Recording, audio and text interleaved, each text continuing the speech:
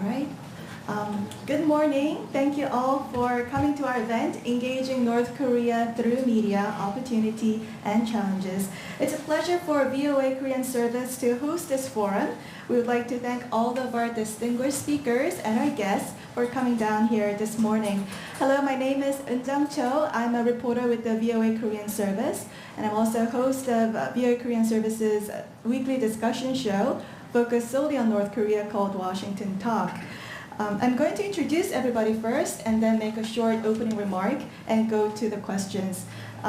Today we have a great panel that will explore this issue from different angles, and I will make this brief because you have a longer version that we have handed out to you.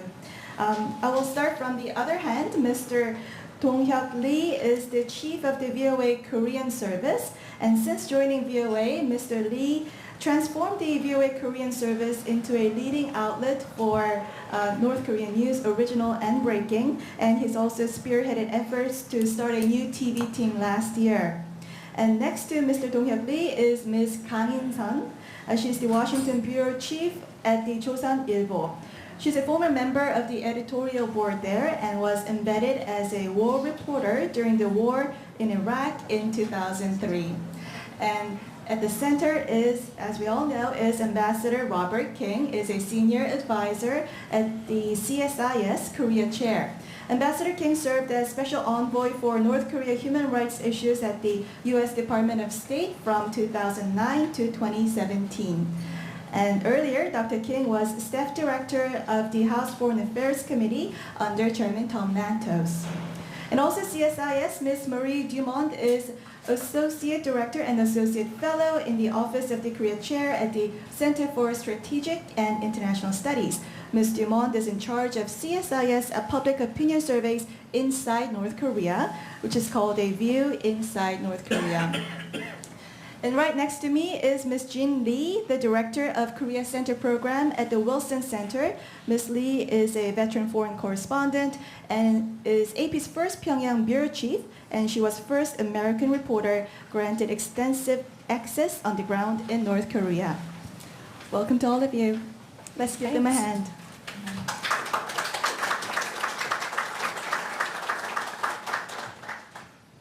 Now we're just 1 week away from the historic summit between President Donald Trump and North Korean leader Kim Jong-un. The U.S. government is promising economic prosperity and security in exchange for quick denuclearization. Now, amid a flurry of diplomatic activities, there's a question whether North Korea will come out of isolation, engage more with the international world, and are international media ready for this change in North Korea? And we have a panel, great panel here, who will explore this issue from many different angles here today. And today we have, I divided this forum into 3 parts. First, I will ask questions to each panelist, and then we will have an open discussion among the panelists, and then I will open to the floor to receive your questions. Let me move on here. Now, why don't I start with Ambassador Robert King. Ambassador, information control in North Korea speaks to the dire human rights situation in North Korea, and I believe information control was also part of your portfolio as an envoy, right? And I want to ask you, the U.S. government supports not only BBG but also South Korean broadcasters broadcasting into North Korea. So what is U.S. government efforts in putting information into North Korea? The U.S. government has a number of programs and efforts that have been focused on getting information into North Korea. The backbone of our efforts is the BBG programming, Voice of America, Radio Free Asia. They provide a significant amount of radio broadcasting. They also provide a significant amount of content that is used in other forms, and I think it's particularly important. And that seems to be the key element there. There are also some funding that's provided by the United States government, democracy funding through the Department of State. This has provided funds for non-government organization, NGO broadcasting, primarily from South Korea. In addition, the U.S. government provides funding to the National Endowment for Democracy, which also provides some support. There's some support for content of broadcasting, some support for the physical process of getting the material on the air and getting it into North Korea. But this, I think, is of the key elements of what the United States does. And what we do, we try to be aware of what else is going on in terms of broadcasting into North Korea. Clearly, the most important and probably the largest component of broadcasting into North Korea, of information into North Korea, is from South Korea. The South Korean government provides some funding. There's radio broadcasting, there's some television broadcasting, and this is a particularly important element that I think is involved there. We try to be aware of what they're doing. We try to make sure the South Korean government is aware of what we're doing so that what we do is complementary. In addition, there are other broadcasting that goes on, other information programs that are out there. The BBC started a Korean service recently, and there's been some modest amount of broadcasting that the BBC brings. My sense is the more that's out there, the better. It's nice to have options, it's nice to have variety, and when you're trying to get information into a country that's starved for information, more is good. And so I think that's been helpful. In terms of where we stand right now, as significant changes are beginning to take place in terms of at least the relationships with North Korea and South Korea, between North Korea and the United States possibly, I think it's important to think about where we are on these issues. I don't think that broadcasting information policy has changed just because there are some changes in terms of North Korea's willingness to talk or willingness to engage. My sense is that there is very strong support in the United States Congress for information programming going into North Korea. And I think that the support is there, which means the funding is there, and I'm hopeful that we'll be able to continue this effort. My hope is that we'll be able to increase the amount, but that's always more difficult. But I think it's important that we continue that effort. In terms of what's happening in North Korea, my sense is the North Korean government has not changed its attitude towards information, towards the importance of its having a monopoly on information. And I don't see North Korea making any significant changes in terms of its efforts to control broadcasting, to limit what reaches people in North Korea. And as euphoric as some of these events may be, I don't think they necessarily presage any kind of change in terms of treatment of policy. The North Koreans are very sophisticated in terms of their blocking mechanisms, and I think they're going to continue to put resources into that, making it more difficult, making it more complicated for us.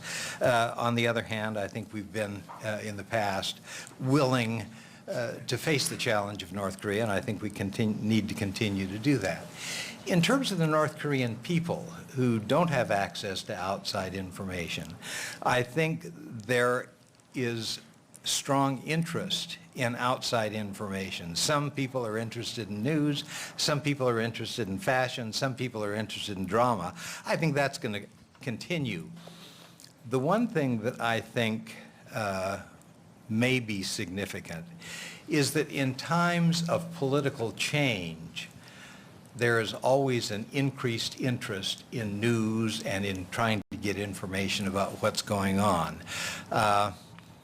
If I can date myself, I began when I finished graduate school at Radio Free Europe, in the days when Radio Free Europe was broadcasting to Central Europe. I was in Munich at the headquarters of Radio Free Europe in December of 1970. Most of you were not even alive at that time. But in December of 1970, there was a sudden, unannounced increase in prices in Poland.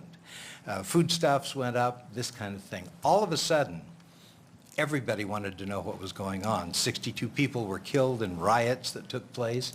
A large number of people were injured. Police were called out. Martial law was declared. Radio Free Europe was a major broadcaster to Poland during this time. And during the time of this unrest in December of 1970. Radio Free Europe's listenership in Poland skyrocketed. 80% of people listening regularly to Radio Free Europe to find out what was going on inside their country. Now, I can see this maybe not so dramatic an effect taking place in North Korea as North Koreans become aware of changes that are taking place elsewhere. And they will get, even through their own media, some indications of what's going on, but there will likely be greater interest in terms of what other people are thinking about what is going on. And I see this as a time when the importance of information, when access to information is more important than it's ever been. But I think these are important considerations in terms of where we are and where we're moving. Thank you. Thank you, Ambassador. Very extensive. And I will now move on to Mr. Lee. Mr. Lee, you've been with VOA for more than a decade, and before that you've been with RFA for many years as senior editor there. So tell us about U.S. media putting information into North Korea. Well, I'd like to limit my conversation to what we do as a broadcaster under the BBG programming. There are two broadcasts, basically, VOA Korean and Radio Free Asia Korean. VOA Korean has 7 hours of radio broadcasting every day, and RFA Korean has 6 hours of radio broadcasting every day. VOA is trying to target the North Korean elites with news and information about U.S. Foremost and the world. I mean, we do way more than that, but if I put in one sentence, I think that would be the core sort of a mission of what we do as a VOA Korean. We are using medium wave signals and short wave signals. Both are quite powerful. And we don't have many opportunities, but we do sometimes have a very rare opportunities to send people in North Korea as a part of a tour coverage or as part of other purposes.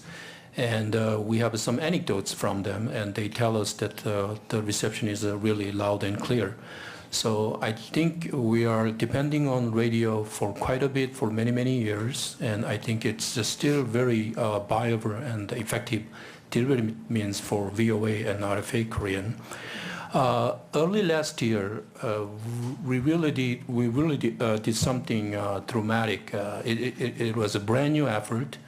And it's a sort of an experimental effort, but still it's a very important first solid step toward exploring potential new platform, and that is the television.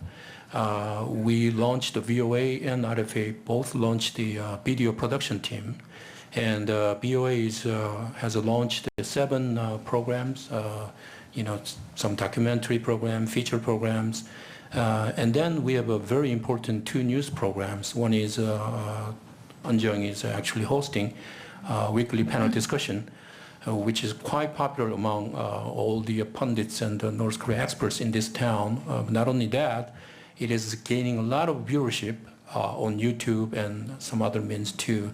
That particular program is on satellite too. So we are making brand new efforts, and I think I'll have some opportunity to touch upon this topic again, but maybe in later discussion. And we are quite hopeful about the potential opportunities in North Korea. Just a quick follow-up. So what is the value of VOA, and why should North Koreans listen or watch VOA? Yeah, I'll be brief and quick. I think there are about 6 major players or 7 major players trying to target, trying to serve North Koreans. And obviously, we are one of the major players in the market. We are focusing on, the United States and America in general. With all these developments between, Pyongyang and Seoul, and the renewed diplomacy between Washington and Pyongyang on the nuclear issue, I think give us an opportunity and some type of potential for North Korea to engage with the world and the U.S. for that matter.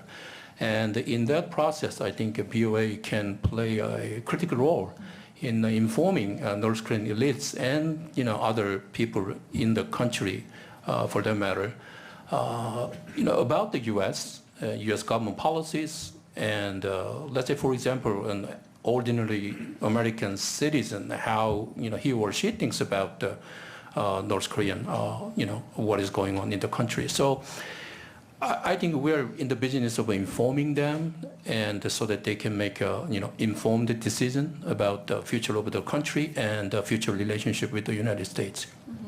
And speaking about major players, Ms. In Sung-kang's daily 조선일보 is the largest in South Korea, and she will tell us about South Korean efforts. So since President Moon Jae-in, he came into power a year ago, and since President Moon came into power, how has government support to South Korean broadcasters changed?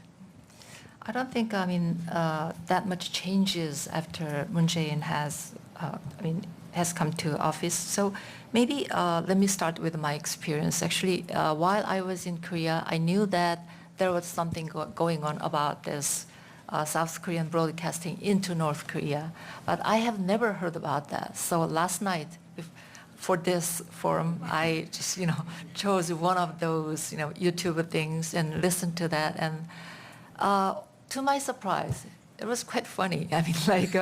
There was a lot diverse programs are in that programs, like how to speak Seoulite, like people in Seoul. So all those current affairs, it's news, it's weather and sports, and of course K-pop, and so many things are in that big pool. So I was pretty much impressed by that. So I looked one North Korean refugee who now works for 조선일보. He's a reporter in Korea, in 조선일보. So I called him. So have you ever heard about this while you were in North Korea? And he said, of course, I was addicted to that. So it was kind of eye-opening thing for me. So just tell me about your experience. So what he said was that in North Korea, it's an isolated country, as you know. So there's nothing much you can get from TV or radio in North Korea, which is all state, kind of propaganda type of things. So it was very boring. There's nothing much you can get out of that. But once you started listening to this radio from outside world, he said it was so fun. So you cannot just stop listening to that radio. So wow. So how about, actually he escaped the country 2000.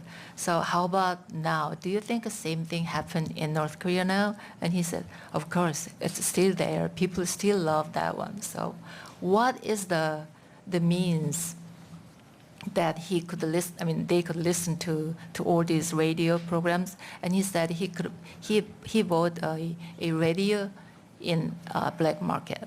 And these days, they have a better, technically more developed radio now, mostly from China. It's easier for them to get access to that radio programs.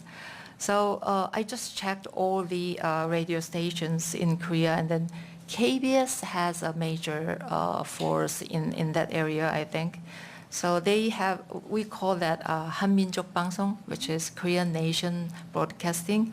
So I just checked all the programs they are producing these days, and they have do programs like 20 hours a day, and they have 17 producers there, and they are making like 28 programs a week, so which is all different things. So, but there are KBS it's a kind of public type of a thing, and there are other radio stations run by National Intelligence Service and Ministry of Defense. So those are something that you can expect what they are trying to convey. And then the last part is at a private level, which is mostly run by North Korean human rights groups. So they also have a very big impact on the contents and everything. But the major changes they have found these days is that after Inter-Korean Summit on April 27th, actually there was a kind of a tendency that they tried to avoid, severe criticism against, the North Korean regime. But that's more in KBS and which is a state-run media. But the other side of all those North Korean human rights group-based radio station, I think they are not affected by that trend. But when you look at the history of these broadcasting into North Korean, there's a trend in line with the government policy position toward North Korea. So, that's what people have observed, that there's a kind of a similarity in that area. Just a quick follow-up, because I wasn't expecting ever since Moon Jae-in president came into power, there isn't much change because there's this reconciliatory move, and people would expect that the South Korean government would kind of want to deter the North Korean broadcasting into North Korea. So why do you think there is no change then? No, I wouldn't say no change, but it's not like now it's a Moon Jae-in era, so let's just stop something and let's do something new. It's not like that. The changes are just embedded in the new trend. So as I told you, like after inter-Korean talks, it's a little bit different, and then people may feel that kind of changes, but it's not like policy decision type of things. That's what I meant to say. I see. And right next to me is Ms. Jean Lee. She's also a veteran journalist, and now she's a Korea expert at the Wilson Center. And she was the AP's first Pyongyang bureau chief until 2013. And Chairman Kim Jong-un came to power in 2011, so she was there to see all the transition there. And I want to ask you about the Kim Jong-un regime and its control, information control. Ever since Chairman Kim Jong-un came into power, has the information control got more stronger as opposed to his father Kim Jong-il? There's so many interesting things that I want to respond to with what you've said, but actually I have seen a significant change in how the regime considers foreign content. This is a regime that has portrayed its leader as somebody who embraces the modern world, embraces science and technology. There's been so much promotion of information technology. The cell phone network, for example, is one thing that I think has had vast impact in terms of how North Koreans can communicate. That said, and I will get into some details about what I've seen on the ground, that said, I have not seen a significant change in terms of the loosening of control over the flow of information. So although North Korea is more open to outside information, they still want to have very tight control over what their people see, read, and hear. And so, but I will talk a little bit about what I'm seeing on the ground. I have to say that they do listen to VOA. Every time I was in North Korea, they mentioned any time I was mentioned in VOA. So it does tell us that the elites, there are certain people who have permission to access the internet or to listen, and their jobs are to listen to VOA and to monitor foreign content, anything that's being written about North Korea. I think it's interesting. When I was opening the AP office inside KCNA, I did ask them, people often ask me, did they censor your work? And I said, well, that was a red line. I told them, you can't see anything. I can't let you see what it is I'm sending out before it goes on the wire. But you're perfectly welcome to Google us afterward. And they did. And I did once ask them to take me to the room where they have internet access so they could see what I was doing. And so there is a room inside KCNA where they can monitor foreign content. And what it reminded me of was years ago I made a trip to Jo선일보, and there was a room inside Jo선일보 where journalists who had special permission to monitor North Korean content were also in a locked room reading KCNA. So the lack of flow information goes both ways, I think. I myself never been there. No, it was very similar. You have to have permission. We have a national security law in South Korea that does prevent us from accessing North Korean media, right? And I did hope that that would change under President Moon. I do hope that we'll have more access to information about North Korea because it does help us understand the country better. Now, I want to talk about the cell phone network. This is such an incredibly powerful tool to have a 3G network in North Korea. The idea that people can pick up a phone, those who can afford it, those who have access to one, can pick up a phone and call somebody in another city and exchange information.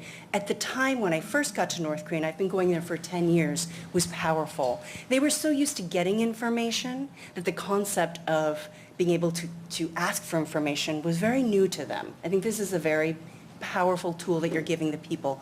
That said, it's a divided network. Again, as with everything else in North Korea, as a foreigner, I had the ability to call my colleagues. I could call my sister in Brooklyn. I could call my office in Beijing. I could not call South Korea, and I could not call my North Korean colleagues. The North Koreans, I got them cell phones. I bought them cell phones, but they could not call me. So that division between foreigners and locals still remains. But, so their cell phones, they could subscribe to the party newspaper, Nodong Shimun, and receive updates on their cell phones through their intranet. I could not. I actually tried to subscribe, but I could, through the 3G network, access the newspaper through our World Wide Web. So there is the separation, right? I was able to access the World Wide Web from my cell phone in North Korea. They were able to access their intranet, so vetted by their government. Now, there were a few other things that I saw happen. The introduction of the PC, the tablet PC, which they call the iPad. I had to tell them that not all tablet PCs are made by Apple, as much as you want an Apple iPad. But that device, if any of you have ever used one, is loaded with content. It is also loaded with American content and foreign content that is vetted by the government.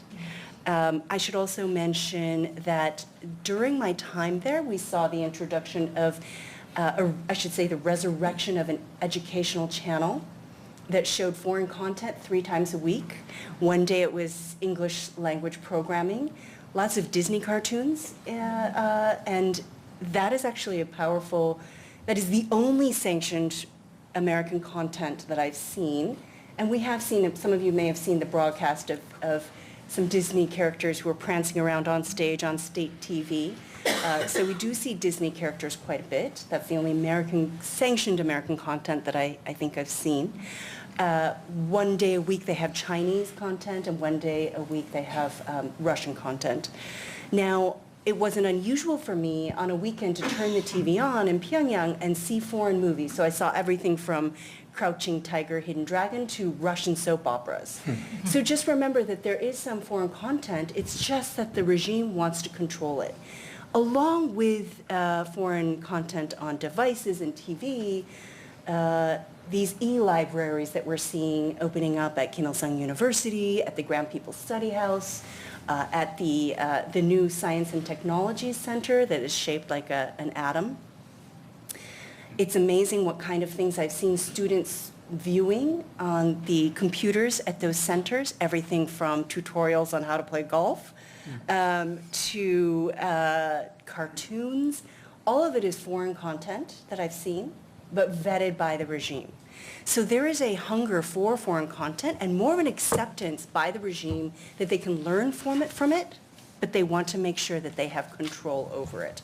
And I'm just going to, there was one thing that I noticed when I was watching the new educational TV channel, and I'm going to make sure that, I just want to make sure I get this quote right. I did see this quote posted outside the e-library at Kim Il-sung University. So this is a quote from Kim Jong-il, supposedly, reportedly made in 2009. So during this period that I call the succession era, when they were grooming Kim Jong-un and really laying the groundwork for his leadership, keep your feet firmly planted in this land and look out over the world. And I thought that was so interesting. So it's like telling their students, you need to be aware of what's happening in the rest of the world, but remember your roots. Remember that you are Korean and always choose the Korean way of doing things. But go ahead and learn from the outside world. But they are clearly uncomfortable with giving them complete access. They still want to control it. They still want to make sure that it falls into line with their ideology and the regime's priorities. Mm-hmm. Just a quick follow-up. As with many other issues involving North Korea, I see these very conflicting signals from the Kim Jong-un regime. Is that Kim Jong-un wants to develop the economy and do trade with the outside world. At the same time, Kim Jong-un regime is tightly controlling the border. So how are these two factors factoring into the information control? I think we're going to go into a very tricky period when it comes to economic partnership and engagement because on the one hand, North Korea wants the investment, but they understand also that opening up opens them up to outside influence, and that is very dangerous. So I think we're going to see, I don't think we're going to see a sort of wide-scale openness. We're going to see them saying, listen, yes, we want your money, but everyone's going to be very careful inside North Korea about the danger the influence from foreign companies or foreign entities is going to put them under. So it's a very tricky, you have to remember that for North Koreans, having any contact with outsiders also puts them at risk because they have to pay attention to whether it looks as though they've been influenced by foreigners and that their way of thinking may have been converted by these foreigners. So they're always very conscious of it. So I think we need to be aware that this era of openness is largely propaganda, and that when it comes down to the logistics, they're going to be very careful about how much they let in. Right. And Marie Dumond from CSIS, she's the associate director there, and she's in charge of this public survey inside of North Korea. What they do is they survey the North Koreans still living inside North Korea. And they did an interesting survey last year. It's called Information and Its Consequences in North Korea. So Marie, tell us about this survey. How much foreign information did the North Koreans consume, and what were the consequences? Yeah, so first, just to give a little more context on the survey, it's a micro survey, so we talked to 36 people. Because access to North Korea is difficult, and because of the safety considerations with sharing opinions and stuff, we used a survey method called a sampling of convenience. So I just want to make sure everyone knows you have to be really careful when you start scaling that up to the whole country. But just speaking about the 36 people we spoke to, about 92% of them, or 33 of them, said that they access foreign media at least once a month.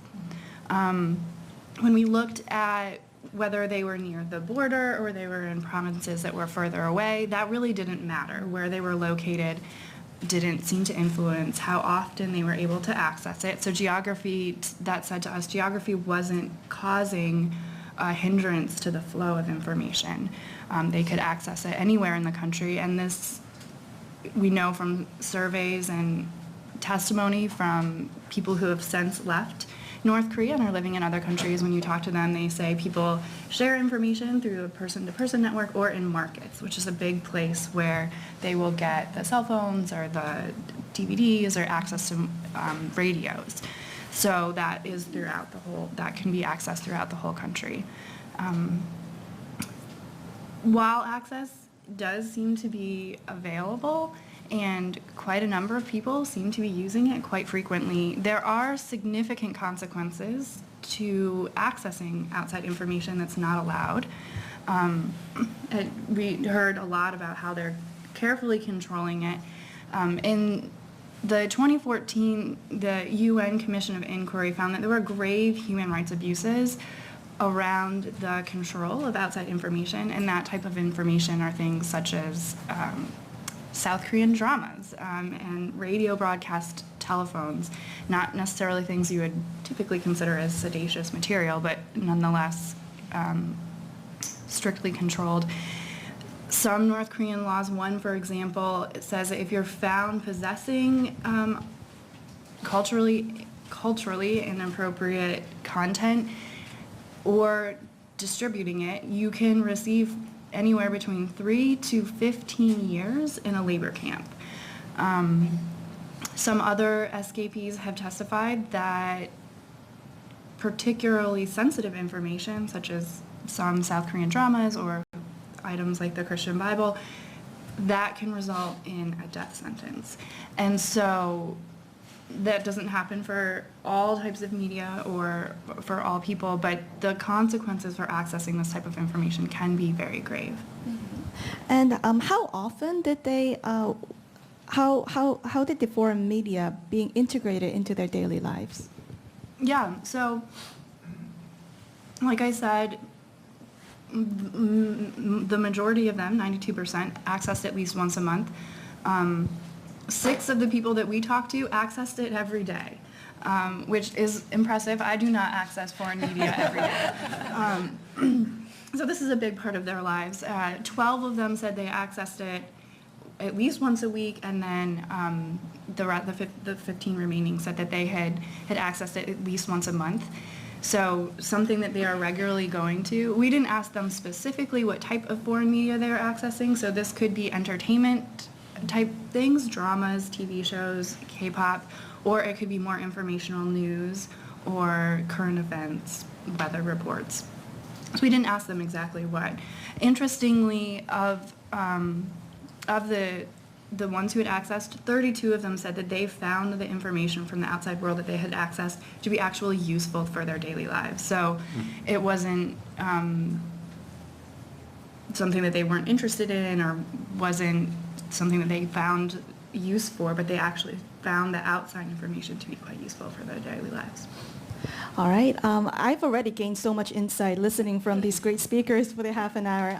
Why don't we move on to our second segment, which will be an open discussion. I will give out a question, and then we will have free discussion among the panelists. Just a quick announcement that this program is being live streamed at www.insidevoa.com and is also live on satellite right now. I'll move on to the second segment and give out the first question. So what are the prospects of Kim Jong-un regime opening up more to the outside world after that big event a week later, the meeting between President Trump and Chairman Kim Jong-un? Should we start with Jean? I really hope that as part of this coming out process where he's emerging as he's trying to create this image that he's an international statesman, that he actually engages with the press. I'm very curious to see whether he will do as his grandfather did. We know his father didn't engage with the foreign press, but I'm hoping that his grandfather will. His grandfather did meet with and give interviews with foreign media, so I'm kind of hoping that, and I do expect that in the coming weeks and months that we will see him give his first international interview with the foreign media. But yes, I mean, if things go well, we could see a lot of change. We could see this usher in a period of quite a bit of change when it comes to how the North Korean leader interacts with the press and with the outside world. Well, actually, I have a quick comments and question. I do believe with these latest developments, and we certainly hope that there might be some increased opportunities for North Korea and as a matter of fact, the world to engage with each other. And you believe, Jean, in the process, there are potentials, but North Korean government will do whatever it can actually to put maybe tighter control or at least to place the system that they've been using in place. They want to ensure that that system is still in place. So what's your bet? Do you think there will be some potentials for engagement, and in that engagement that could open up the country a little bit, or we will have to see pretty much the status quo that we've been witnessing so far for many, many decades? The North Koreans have been very good at controlling engagement. There have been a number of groups that have been engaging the North Koreans for years, and they're very good at controlling the depth of that engagement. So, and I don't think that will change. Even I do think it was significant that I was allowed to open a bureau there. I did go in at a period when I saw that North Korea was seeking to reach out to the United States. That said, I've seen a real scale back in how much access foreign media have been allowed subsequently. I should mention that AFP was allowed to open a bureau there, which is good, but we're still, frankly, not seeing better access for foreign media on the ground. They're very good at managing and controlling engagement. And I think that it will require any of their partners, the South Koreans or whoever it is who goes in to work with them, to really push the envelope and really push the North Koreans to loosen up. It's going to be a challenge. I don't think anyone should go in thinking that they're going to be so much more open. They're going to continue to exert control over those relationships. If I could make a comment, one of the things that I think is likely to happen is there will be this continued effort to control access to information, what information is provided, and so forth. At the same time, when you start certain amounts of information flowing into an area, or when people find out things, it has a very expansive effect. And the one thing that the studies that have been done on information inside North Korea is the impact of people talking to each other, the use of the cell phones that Jean mentioned. I think once information starts going into North Korea, once there's some increased access, that kind of is the wedge that will press and make it easier for other information to get in, and the information that does get in will be circulated more broadly. I think it's a slippery slope for the North Koreans, and I'm delighted that it is, because I think there's something to be said for this access to information. I think it'll happen. There are a couple different channels. There is the illicit way of sending information in, which we've talked about, but there's also the sanctioned way of sending information in. I just wanted to mention that Asia Foundation has a program where they send books in on a regular basis, American books, into North Korea. That's a sanctioned route of providing information. Likewise, I negotiated the right to bring in information as the bureau chief. This is another sanctioned route to information. There are ways to bring information in that will not get the locals in trouble, and that's something to keep in mind as well, that we need to be trying to find ways to bring information into the country using both channels. And one of the problems that U.S. policy has had by restricting access to North Korea, we are limiting our opportunities Absolutely. to get information into North Korea. Americans should be able to travel there, not for the Pyongyang Marathon, but for other things where there's more meaningful engagement with North Koreans. And on that note, I'm quite curious, because we have so much attention focused on this upcoming summit, will the summit between President Trump and Kim Jong-un some kind of be a big trigger for more opening up of North Korea and more information into North Korea? I may add some opinion. Actually, I read a very interesting article about what the North Korean elites who are working abroad react to the cancellation of President Trump's summit. So when the news was known, they got to know that news that the summit might be canceled, and they were so frustrated because they wanted to have something new happen in their country too. So we don't know what the U.S. DPRK summit will eventually lead us to, but they also have that kind of hope, something that they haven't thought would happen in their country. And then one of the North Korean defector I talked to last night, and he told me that even though you are a dictator in your country, I mean in North Korea, there are people, there are younger people who wanted to something changing, something new. So as long as there's that kind of hope there, I mean, you need to do something to entertain them. I mean, I think it's a whole different way of thinking. So maybe, we need to adjust ourselves to a new situation. But I don't think that kind of a thing is going to happen not by Kim Jong-un's decision, but by the developments of the situation. That's what I thought. Yeah. Just quick follow-up. I think your question is sort of related to the first question we sort of tried to answer. And I think I have two things. One, as Ambassador King put it earlier, I think all these political developments do create some type of potential for the need for more news and information inside the country. That's the number one factor. Second, I think there's always a risk to the point of a regime. There's always chance of unintended consequences or some sort of repercussion. Whether the regime likes it or not, as it's trying to engage with the outside world, I think it also increases, the chance for the need in the country and sort of pressure, I guess, on the regime to allow more freedom. Allowing domestic mobile phones has been viewed as, by some experts, as the regime's effort to satisfy some of the needs of the elites. So I think we also have to consider the quote-unquote unintended consequences of this, all this, opening up. Yeah. I want to move on to the next question.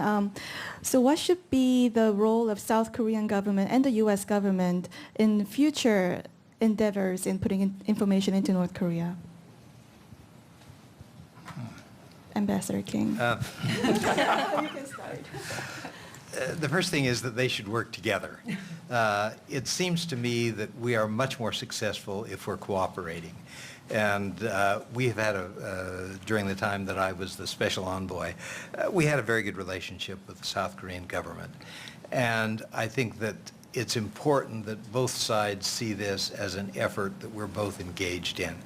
The South Koreans are better at seeing it that way than Americans, who are sort of used to elbowing their way into wherever they want to go. But I think that South Korea has a great deal to offer, and I think the cooperation makes a big difference in terms of what we do. I'll just make one quick comment. I think Seoul has the advantage of being close enough to North Korea, and it has a lot of political and economic influence as well. U.S. does have a potential leverage, but I don't think it's an influence yet.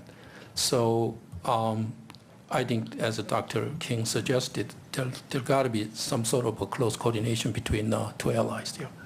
But I want to point out that South Korea, the South Koreans have not had much access over the past 10 years because of the hardline policies of the two previous administrations. So I find over the past 10 years that South Koreans probably know less about North Korea than many other of the partners in the region because they've had so little access. And so I do try to encourage South Koreans to work with. There's sometimes a feeling that, well, we're Koreans, so we know this issue best, and we should be leading the way, but also talk to partners in Europe and the United States who have had access, or in Southeast Asia or China, Russia, because you have not. So that's something that we need to consider, is that South Koreans have not had much interaction over the past 10 years. And I think one of the problems with South Korea is that the political swings Back and forth, tend to go back and whiplash. forth. And it's, at least in the United States on this issue, we tend to be fairly consistent from regime to regime. One of the few issues, the passage of the North Korean Human Rights Act extension by the House of Representatives this year, passed with only 2 dissenting votes. I think it's probably one of the few pieces of legislation that made it through the House this year without major hassle. Well, if I add some Korean side story, I think we need to raise some awareness that we need to send more information to North Korea. It's very simple, but as I told you, I have been living in Korea, but I have never thought of whether we are doing this kind of thing. I mean, there's broadcasting into North Korea, which I said I knew something was going on, but I didn't really knew what was really going on. So if we care more about what we need to do, then that will be more helpful. I mean, for example, we had a loudspeaker thing, which is more like a psychological word things. Well, I saw some YouTube things. They analyzed the contents that the loudspeakers tried to convey them. So what was the best reaction from North Koreans? I don't know whether it's confirmed or not, but the first one is weather report, because the North Koreans who are living in that area, who can listen to their loudspeakers, they are living in a very isolated situation. So weather report is very valuable information for them. So those kind of experience and information, then we may develop, our way of just going into North Korea in a more efficient way. Yeah, Ms. Kang just mentioned about weather, and I do wanted to ask Marie about this and open up to other speakers here as well. What kind of contents should we focus on? Yeah, so in our surveys and also when you talk to escapees who have since left, across the spectrum of society, they are interested in the full spectrum of content. Some, particularly now, as there's a lot of changes, talks of on the summit and opening, would be important to share with them what are we doing and what do we see as the situation. So one gentleman in particular, I recall, said something along the lines as he was actually interested in international politics and U.S.-North Korea relations because it impacted prices in the market, and he wanted to know what that was going to be so he could anticipate that in his activities. So there's going to be the demand from them, but also making sure that they're getting a clear message on what it is we're actually, the rest of the world is thinking on these topics. One brief story that I found particularly striking, one woman, we were not necessarily asking her about information or foreign media consumption, but we asked her, what do you think of North Korea's nuclear weapons program? And she said she didn't like it because it was against international law. I would venture to bet that she did not learn that from a domestic source. She got it from foreign information. And so even on topics like international law, there's at least one person in North Korea who would be interested in hearing that kind of content. However, I should point out that there is a movie called The Country I Saw, and I happened to it was on TV when I was in North Korea, and there had just been, I think, a ballistic missile launch by North Korea, and my crew and I, my North Korean staff and I were having dinner, and we saw on TV a UN Security Council meeting, and we all jumped up because we thought that the Security Council had issued another resolution, but it was actually a movie. So so then we sat down and realized, oh, this is a movie. So there is state-sanctioned content that does show that they violated UN Security Council. So they actually are aware that this is a violation. They just phrase it and package it differently. So there is some state-sanctioned content that does show the missile program as an act of defiance. I do want to give my audience some chance to ask you questions. Just a quick announcement that this is being live streamed at www.insidevoa.com and also being live streamed over the satellite. Who would like to give questions? When you do, please raise your hand. Please tell us who you are, who you're affiliated with, and tell us who you want to direct the question to. And actually, our team wants you to step up to the floor and give questions.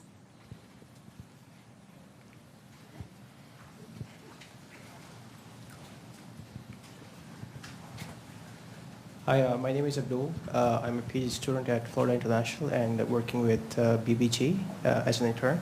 So my question is for Marie. You talked about you conducted the survey. So I was just curious, what does this tell us about the larger population in North Korea? Well, based solely on the survey we conducted, we wouldn't want to make assumptions about all of North Korea.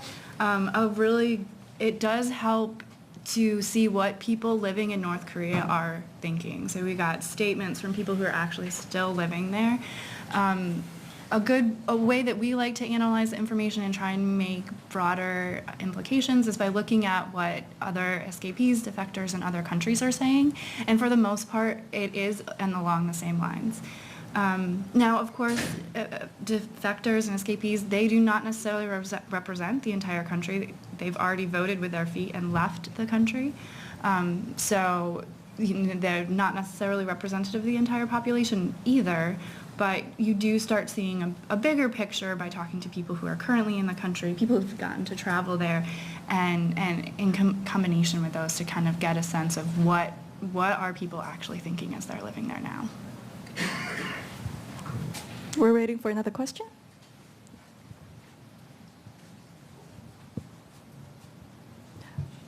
Yes, Mr. Tokoda.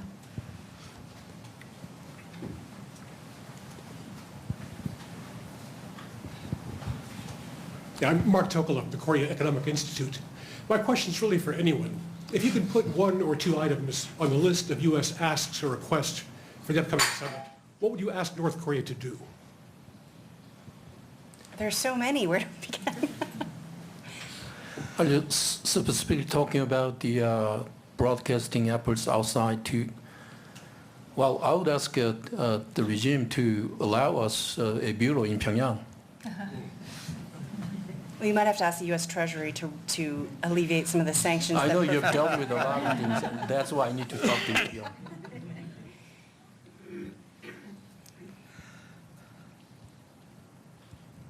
For me, my big ask would be to allow the people to have internet access.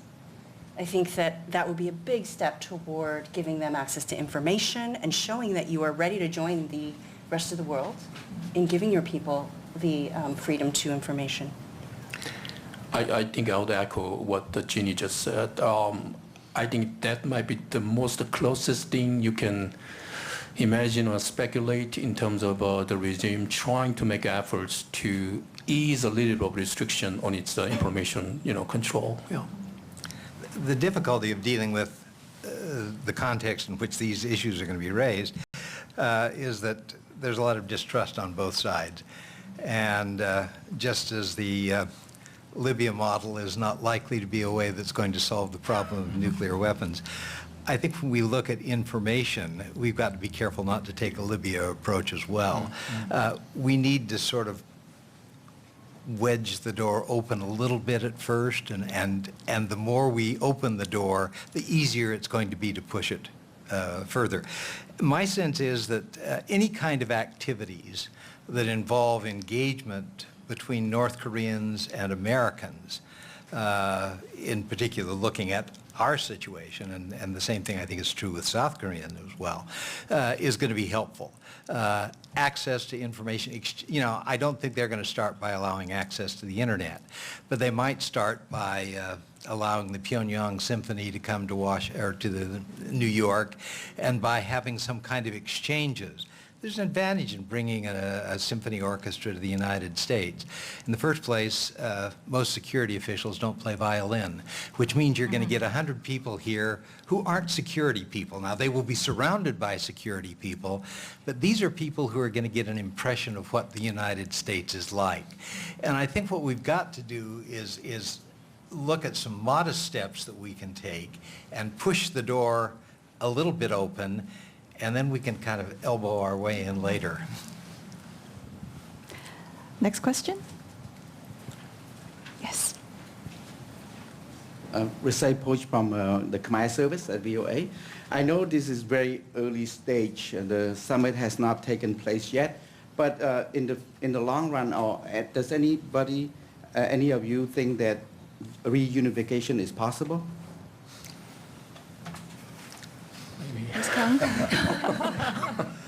I mean, anything is possible in that way. Well, it's for me, it's like your country is divided, so something needs to be, because it's somewhere in the middle. So I think it should be fulfilled. That's what I felt like. So, but I don't know whether the U.S. DPRK summit will lead us to the reunification eventually, but if it goes well, and so that we can just open the door more open, of the North Korea to outside the world, and then I think it's a very important step toward that, that goal. I lived in Germany for 7 years, and during the time that I lived in Germany, Germany was divided. I did not expect in my lifetime to see unification take place. And when it came, it was not something that was planned out and thought out and worked out very carefully. It was an accident, and it happened. I was in Berlin 1 week after the wall came down. I was at Rosenheimer Platz as they started pulling out the concrete slabs that had formed the wall. There's a possibility.